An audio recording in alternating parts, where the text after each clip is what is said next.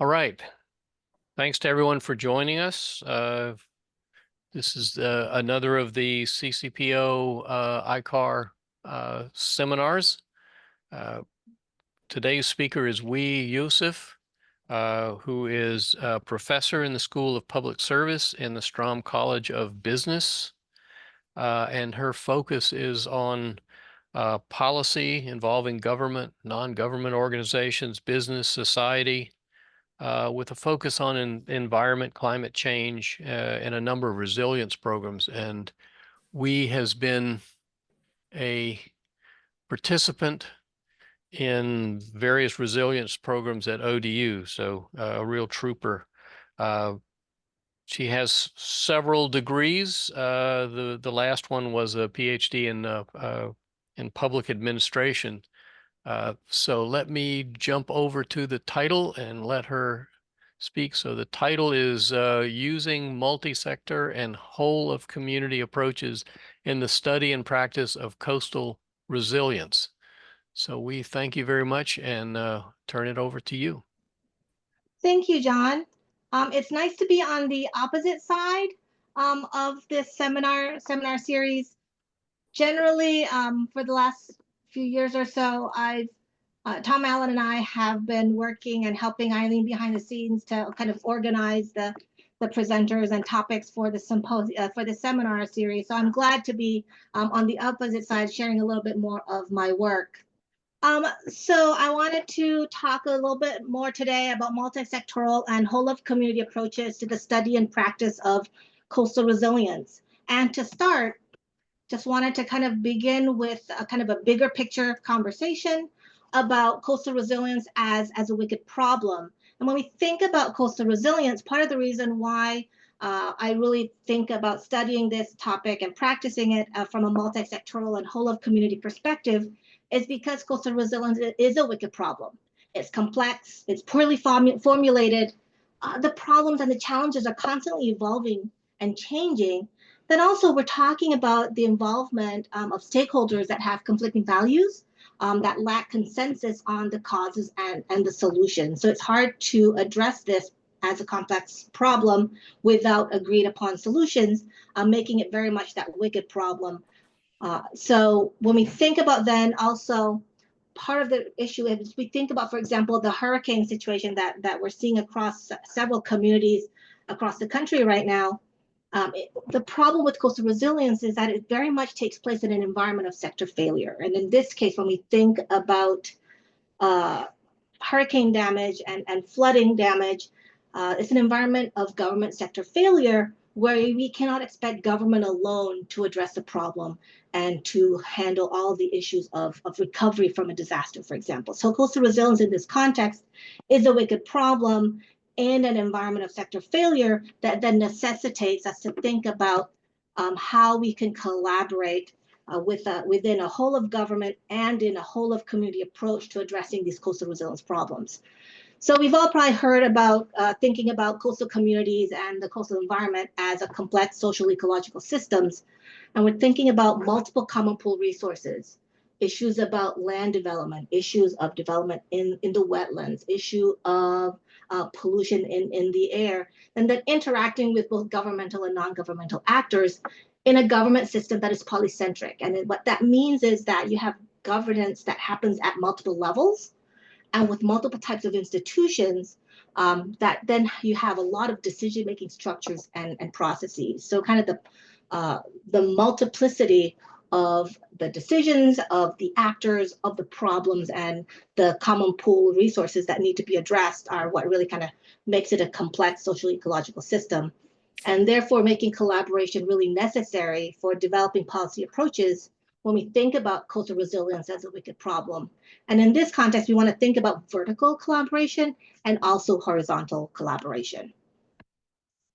So thinking first about a whole of government approach to coastal resilience, the whole of government approach allows us to think about collaboration in a very vertical way, where actors and organizations across different levels of government, here we think federal, state, regional, local, that have to work together. And this type of vertical collaboration is necessary for wicked problems like sea level rise, for example, or flooding, where the consequences cross county, city, state, and sometimes even national boundaries, right? So we talk about flooding, for example, we talk about how water doesn't understand geographic boundaries. And so it doesn't say, oh, I'm at the end of Norfolk, so I'm not going to flood into Virginia Beach. So these types of collaborative whole of government, when we think about multiple levels of government working together.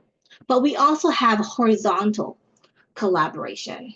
What we think about when that typifies whole of community approaches to coastal resilience. And this whole of community approach is what allows for horizontal collaboration that spans multiple sectors simultaneously: government, business, nonprofits, residents groups, residents, community members more broadly. And the literature is very clear on the importance of the whole of community approaches to coastal resilience. So, for example, in thinking about the challenges that we have with this very technocratic, uh, science-based or science-oriented solutions to problems, that these approaches neglect the whole of a community, multi-sectoral approaches, and therefore they're also ignoring the resources that are needed to implement the solutions, or the institutional structures and the processes that are then needed to sustain those solutions and sustain broader resilience efforts. Furthermore, coastal resilience takes place in the real world context of multiple stressors, right? On the ground vulnerabilities that then require us to think about the actual capabilities of communities, of businesses, of government, all simultaneously. So this is just a way to think about whole of community and whole of government simultaneously. So you see on one end of the slide, kind of that vertical collaboration between different types or between and across different levels of government, federal, state, and local. But then you also see government agencies being part of this broader network of actors from different sectors: businesses, nonprofits, property owners, community members, grassroots organizations, citizen groups, for example, that all also have to work together and collaborate together horizontally in a whole of community approach, or a whole of community system. Not to say, we've talked about how it's necessary, how it's really important, but there are conflicts and there are disagreements that potentially make it challenging for us to think about addressing these problems in a multi-sectoral, whole of government, whole of community approach. So for example, thinking about the challenge on the solution end, for example, there are conflicts and disagreements over who should be responsible for action. Do we expect local governments to take the responsibility? Do we expect state governments? Do we expect the federal government to take the lead? Who decides on the appropriate solutions? Who should pay? Who bears the burden of that cost? And what are the acceptable solutions and at what cost? There are also, the literature talks about difficulties in interacting within and across actor groups. Because when we think about actors from different sectors, a lot of times these different sectors have their own roles, their own ways of doing business, their own culture, their own institutional logics that make it difficult to work across sectoral boundaries. For example, there are limited interactions between actors. There might be a tendency for government agencies to work only with government agencies, and for nonprofits to collaborate and coordinate with other nonprofits. There are challenges with collective decision making that lead to failures of decision making because you cannot arrive at a collective determination. There are conflicting objectives. There's ambiguity on who is responsible. And there's also uncertainty about information needed for decision making and who owns that information. Ultimately, also, we need to think about how collaboration inherently have costs. There are different types of transaction costs that you need to think about: information and coordination costs. If you have actors coming to the table with different backgrounds, different objectives, there might be negotiation costs that have to come into play. Enforcement and monitoring costs to make sure that your actors are all working together towards a collective goal, not rather than their individual goals. Then there are also agency costs to make sure that your actors are also representing the interests of their constituents. So what I'm going to do in this presentation is basically just kind of use the 4 project examples. We're not going to go into a lot of detail, but really just use them to highlight and emphasize different aspects of multi-sectoral whole of community approaches to coastal resilience. But I'll use these different examples to kind of point to two different things. So the first one that we're going to start talking about is thinking about a multi-sectoral decision network for shoreline modification projects. And I'm going to use this example to provide an idea of how different sectors have different roles and then how they might interact within the network. I just want to, just for disclosure, this was an NSF Coastal Seas collaborative research project that we undertook several years ago.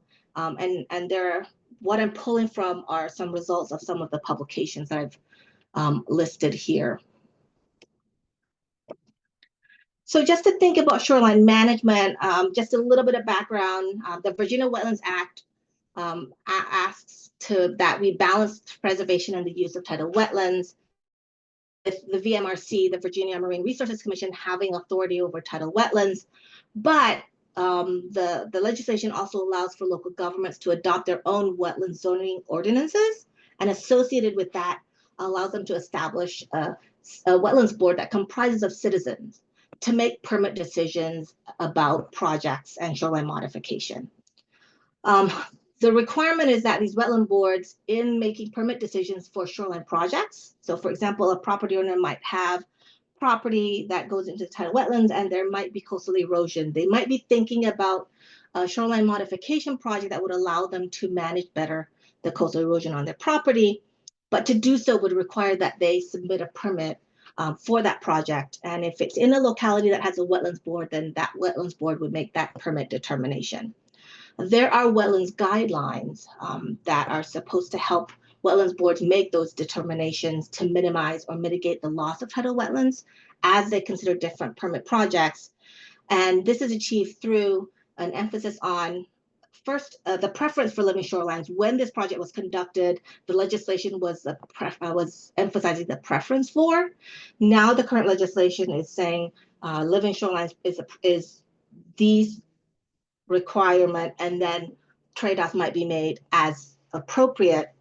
And so what we have found, for example, not just what we, but what has been found across the state is that the wetlands boards, however, have been allowing projects or permitting projects that are not in alignment with the preferred approach of living shorelines. And what we can think of these as non-optimal projects because they're not contributing to the no net loss goal of the Tidal Wetlands Act.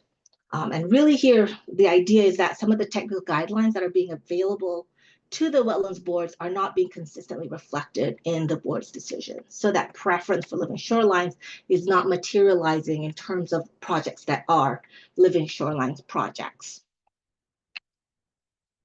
And so what we found is we conducted a few interviews with wetlands board members, and they were approving permits for non-optimal projects, so those that were not living shorelines. And part of this is consistent with the earlier analysis by VIMS that the majority of projects that are approved are approved as they were submitted, whether or not they met that living shorelines criteria.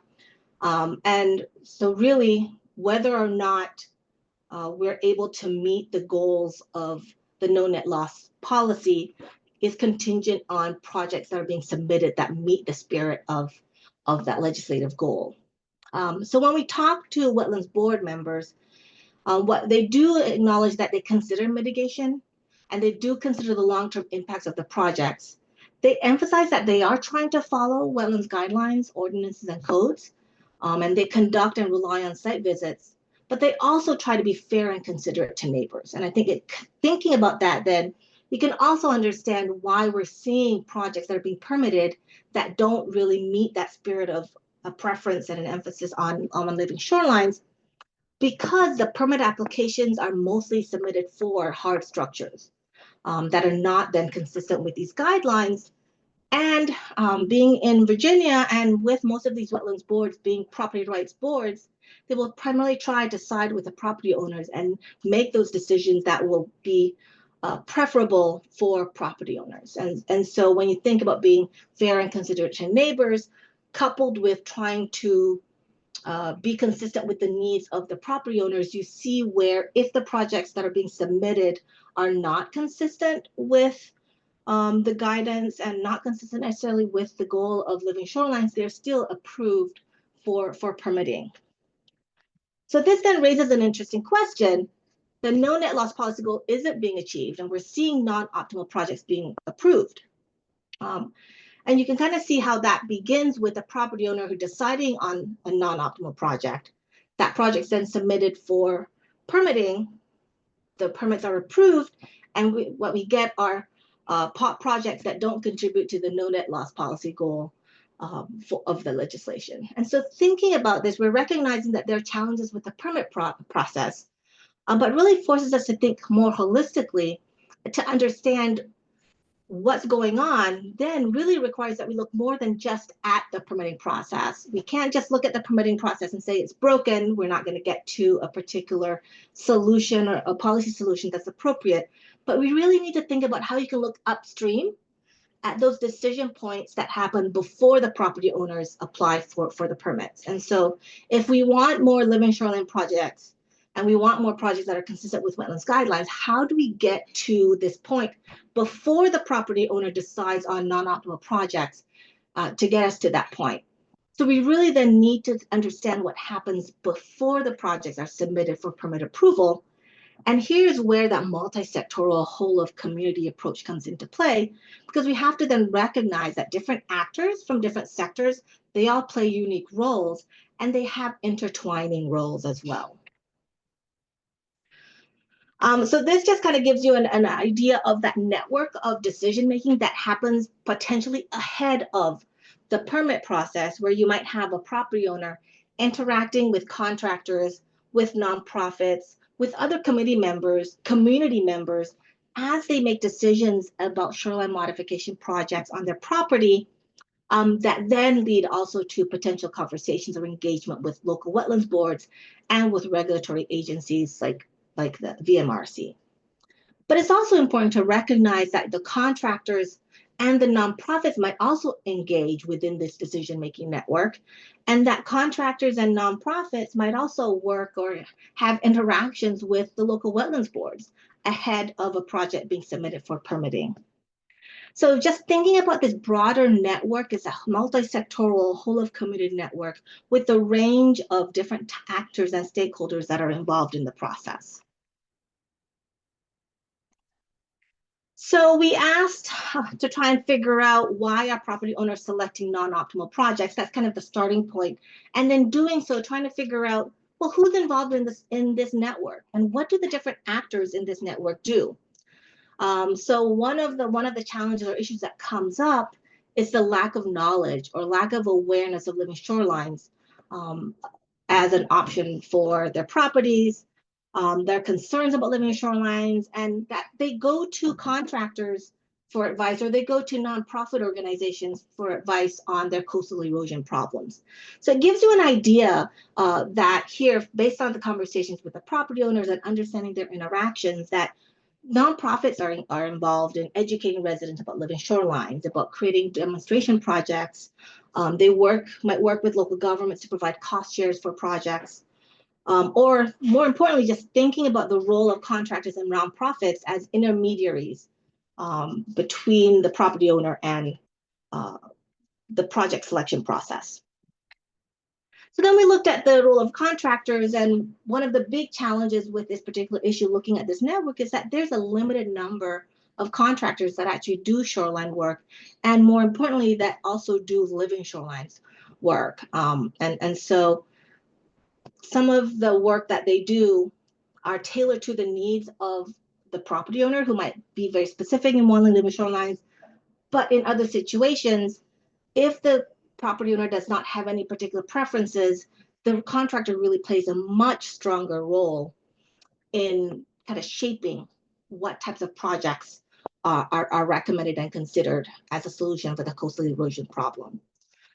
We also see where nonprofits are also playing the role of contractors, not necessarily on the same kind of maybe fee structure or fee scale, but they are playing the role of a contractor and provide design, technical work, and construction on shoreline projects. So again, thinking of understanding who's involved in the process and how they are involved in the process gives us a better understanding of where the actors are in any given situation when it comes to making that decision across the spectrum for Living Shorelines projects. And then finally, a role that has seemed to be a little bit more neglected in understanding of kind of this shoreline decision making network are the role of nonprofits. And here we look at how nonprofits play that information and education role that property owners cited earlier, learning about living shorelines from nonprofit organizations. But we also see where nonprofits are engaging directly with contractors or permit agents and providing training and certification on living shoreline projects. Nonprofits are also acting specifically as contractors and engaging with the property owners and helping them with the technical design, with the construction of their shoreline projects. And then in engaging and interacting with the state agency and with the wetlands boards, we also see where the nonprofit organizations are playing an advocacy role for more living shorelines and more environmental conservation. And then finally, in helping property owners, we also see where potentially some of these nonprofit organizations are providing cost share funding to help property owners implement living shorelines on their projects, on their property. So with this particular project, I just wanted to illustrate that when we typically think about projects or issues like living shorelines on private property, it's easy to point to the permit process is broken. We're not getting the right types of projects that will actually help advance our conservation goals, our no net loss wetlands goals. But doing so and only looking at the permitting process limits our understanding of the broader picture and limits then what types of actions and policy solutions we can implement. By understanding, for example, the limited market that we have with the number of marine contractors, then one possible solution could be to better incentivize marine contractors to promote living shorelines or to better educate and better train them on living shorelines. Alternatively, understanding that property owners still are unaware of living shorelines as a modification and erosion control solution might help us understand how we can encourage and support nonprofits in doing that information and education role. So again, thinking about how the multiple sectors work together and that whole of community approach gives us a better understanding beyond just a very narrow focus on permit decisions. I wanted now to transition to the second of the projects, and this is a project for the RAFT, the Resilience Adaptation Feasibility Tool, and really looking at how you can have a planning approach for equitable coastal resilience that spans multiple sectors and the whole of the community. So just a little bit of background, the RAFT is a multiple university partnership that the goal is to help Virginia's coastal localities improve resilience to flooding and other coastal storm hazards while striving to thrive both economically and socially. And so here we're thinking, already taking a very holistic perspective about what resilience means, but more importantly, going back to thinking about this as a multi-sectoral whole of community approach to thinking about coastal resilience. The RAF works with localities in a way that allows for community-based and community-driven resilience planning and implementation with a focus on equity. And so again, you're already starting with this idea that it has to be coming from the community, considering multiple stakeholders across the community landscape. So when we think about planning for equitable resilience, there are three dimensions of justice. And I'm not going to go into all of this, but I really wanted to use this to help you understand why we need to think about this from a multi-sectoral and a whole of community perspective. So a big aspect of equitable resilience is thinking about recognitional justice. And this is really about being inclusive to those who have been historically underserved and excluded from planning and decision-making processes and considerations. So this emphasizes really that community-based approach to thinking about resilience planning. A procedural justice, where you want to think about resilience as being co-produced with the community and across the community. That includes participatory processes that encourage social learning. So again, that co-production requires something that is much more holistic and spans the whole of the community. And then the distributional justice also emphasizes the multi-sectoral nature of resilience, that is multifunctional. So you have to think about planning, you have to think about different dimensions of different policies, and then thinking about a multidimensional systems approach that thinks about social, cultural, economic, political, and physical dimensions of resilience. So again, thinking about community-based, something that's co-produced, multidimensional, multifunctional, multi-sectoral, all of these really force us to think about collaborative approaches to resilience planning that recognizes the multiple sectors and that whole of community. So the RAF process itself has 3 steps. The first is an assessment. And here, assessment requires thinking about resilience in both a quantitative way, so we have a resilience scorecard, but also in a qualitative way that involves interviews and focus groups with communities and service providers. And when we think about resilience holistically here, we're also talking about resilience in terms of resilience to hazards and disasters. We're thinking about public health. We're thinking about infrastructure. We're thinking about land use and planning. So a very, again, comprehensive perspective on resilience. The second step of the raft is to set priorities within a community workshop. So we have a community workshop where the community develops a 1-year action checklist, and then we identify a local implementation team that includes multiple stakeholder groups from across the community. And then more importantly, thinking really about on the ground, making a difference on the ground. The raft approaches implementation for 12 months post that assessment and priority setting to really get and move the needle on resilience. So the unique value of the RAF that goes back to this idea of multi-sectorality and thinking about whole of community and whole of government is that the RAF generates a community-wide discussion and common understanding about resilience. So you're really thinking about it being discussed across the community. It builds a strong network of support, access, and resources, but not just expecting government to do it alone, but really state agencies, local agencies, university expertise, nonprofits, business service providers. All of those are part of a network that can support the community. It transcends the different silos, bringing together different groups across different sectors.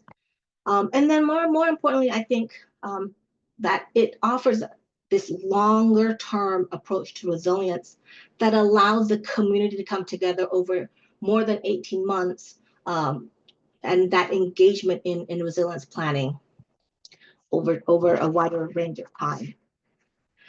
Okay, so to then transition to a much more recent project, a current project that is a joint Virginia Sea Grant ODU project and is funded by Sea Grant is a Marine Debris Coalition project. And this is, I want to use this project to illustrate the need to build an inclusive coalition.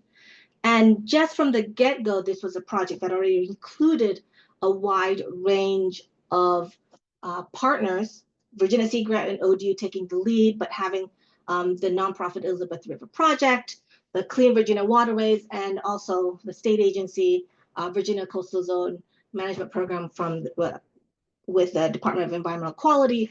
Really already from the get-go, we're looking at a multi-sectoral partnership that underpins this Marine Debris Coalition project.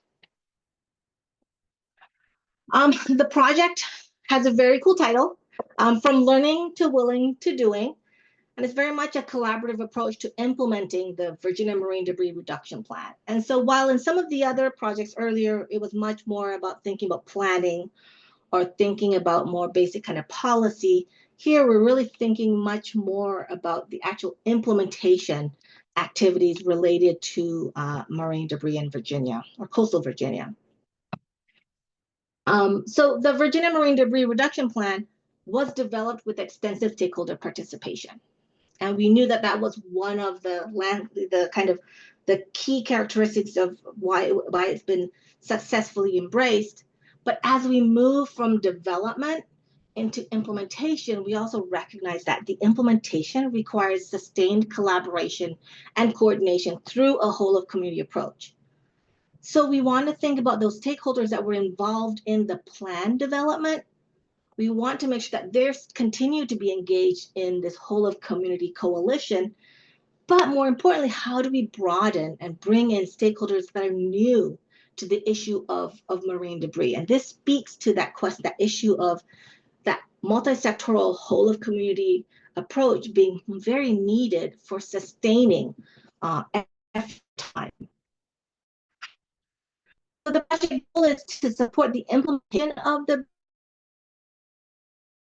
bias coalition to bring together concerns, interests, resources, capacities of existing those stakeholders that were involved in the development of the plan and new stakeholder groups across multiple sectors.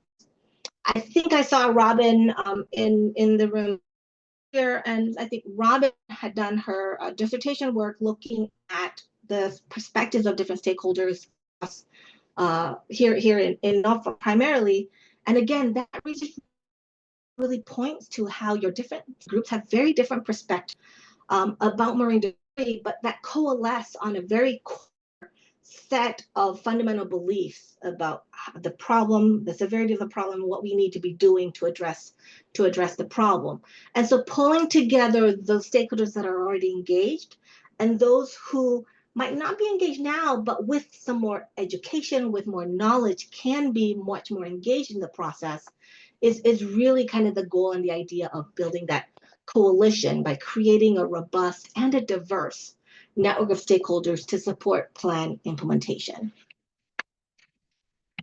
So we're trying to build a coalition of people who are informed about the problem of marine debris. That first box there is thinking about education to increase literacy on marine debris issues, building and including in that coalition people who are willing, who are now have greater willingness to support and that have intention to act on the problem of marine debris, and then those who are committed to doing, that are actively participating in programs, activities that are oriented around addressing marine debris problems on the ground and in the water.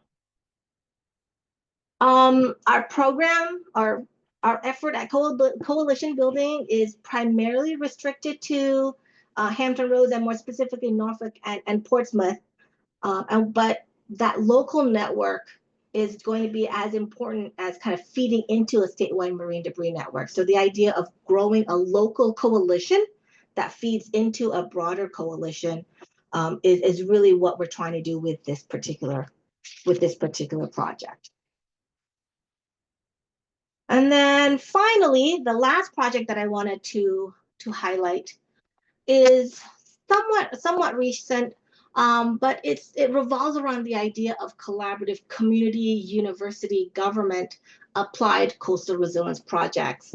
And here I want to use the results of this particular project to identify some of the challenges that practitioners and researchers face in doing this type of collaborative applied projects that build upon this idea of partnerships across that whole of community.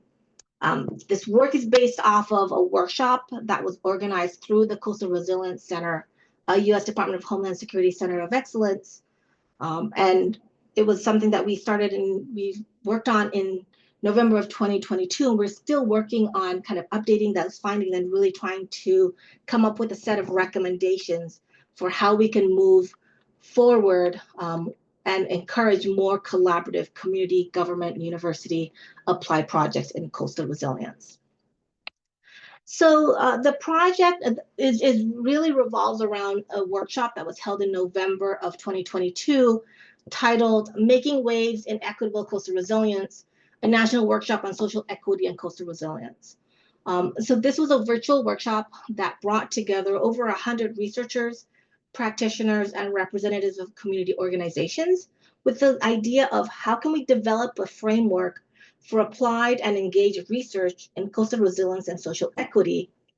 And more specifically, in thinking about how can individuals and organizations from different sectors that reflect different disciplines and that might be working in different domains or different functions, how can we work together to address social equity in the context of coastal resilience and have an impact on the ground and in communities through these applied and engaged research projects. So as we kind of work through our framework and a variety of recommendations, we had kind of two categories of recommendations that were much more specific to the idea of multi-sector partnerships and whole of community and whole of government partnerships and how we can collaborate vertically and horizontally. So the first set has to do with how do we execute engaged and applied research. And because a lot of the on-the-ground projects require funding, such as those to support specific implementation of infrastructure or to support planning activities or to build capacity, there was a recognition that we need to have increased funding for engaged or applied research, but also to allow more flexibility for research to be co-produced with communities or with community partners. So we had a lot of federal and state agencies in the room as part of this workshop discussion. And part of that conversation was really talking about how federal or state funding can sometimes be very restrictive and not supportive of projects that involve co-production or that are oriented towards engaged or applied research. And so specific to this particular recommendation is the idea that we should be building long-term focus and requisite resources into the funding and the grants requirements. So when we think about, for example, working in co-production, basically working with community partners to solve problems, to jointly solve problems, it doesn't just happen spontaneously, right? We require time to build relationships.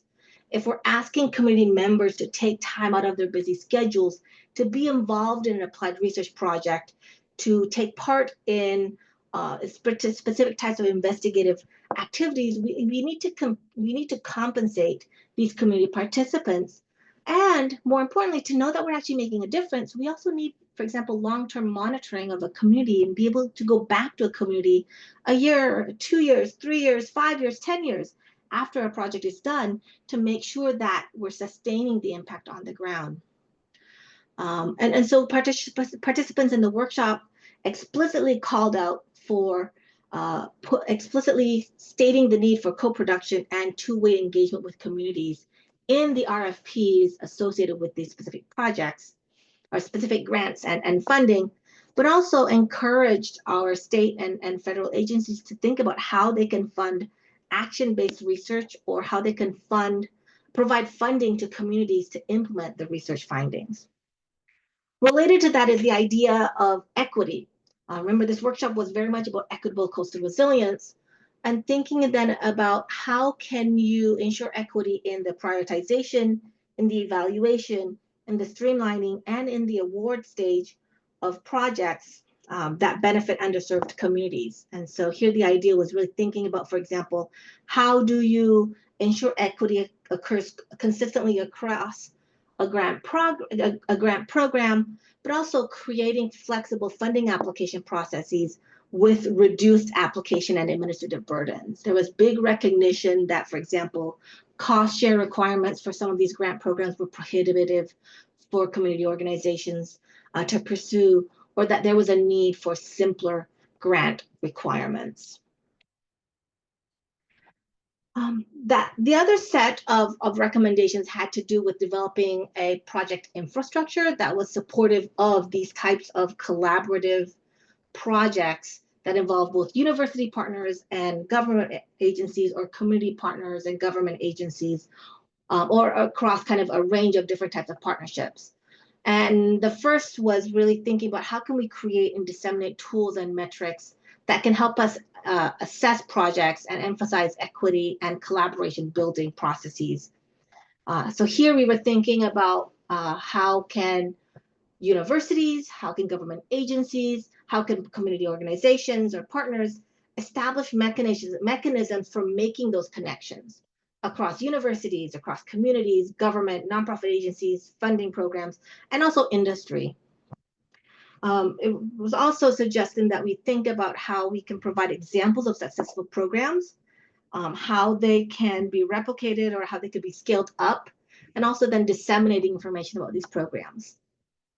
On the other side, we also talked about creating paths and resources for community empowerment and for community advocacy, recognizing that when we pull together these types of collaborations, oftentimes the community might get the short end of the stick and not have kind of sustained effort beyond the project. And so one strategy or recommendation was to emphasize research and project activities that enable these communities to develop tools, resources, knowledge, capacity to be able to advocate for themselves beyond the life of the project. So once the other partners have left, the community is in a better position to be able to pursue the needs of their community. Recognizing that we need to provide resources or support for communities to apply for and to manage grants. While I know those of you who like me work in a university and struggle sometimes with the grant infrastructure at the university, we at least have an infrastructure. A lot of these communities don't have necessarily that type of support available.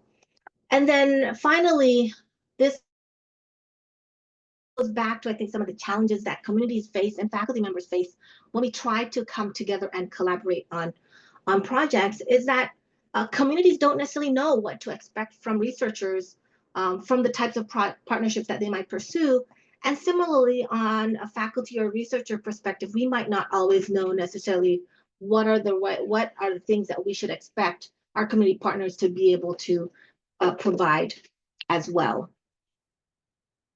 So that was the last of the 4 projects that I wanted to highlight. I have a quick kind of summary, kind of conclusion. And my goal is to really, I think, just kind of pull all the different threads together.